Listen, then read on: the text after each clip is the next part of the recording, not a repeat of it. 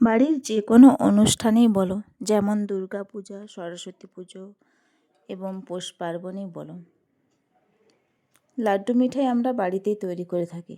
বাড়ির তৈরি যে মিঠাইটা, ওটা কিন্তু খেতে অন্য ধরনের হয়। বাজারেরগুলো সাধারণত ভালো লাগে না। তো এখানে আমি পৌষ পার্বণের জন্য বানাচ্ছি তিল নাড়ু ও নারকেল নাড়ু। তিল তো শরীরকে গরম রাখে, তিলের নাড়ু খেতে ভালো লাগে, তবে নারকেল নাড়ুটা আমাদের বাড়িতে বেশি পছন্দ করে সবাই। ছেলে মেয়ে তো তিল নাড়ু খেতে চায় না, তাই বেশি বানাইনি, 500 গ্রামের মতো বানাচ্ছি। তো তিলের নাড়ুটা প্রথমে তিলগুলো ভেজে নিয়েছিলাম আমি, আর নারকেলগুলো তো তোমরা দেখলে প্রথমে আমি কুড়ে রেখে নিয়েছিলাম।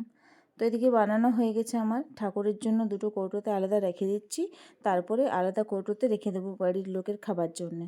সো ভিডিওটা কেমন লাগলো? টাটা।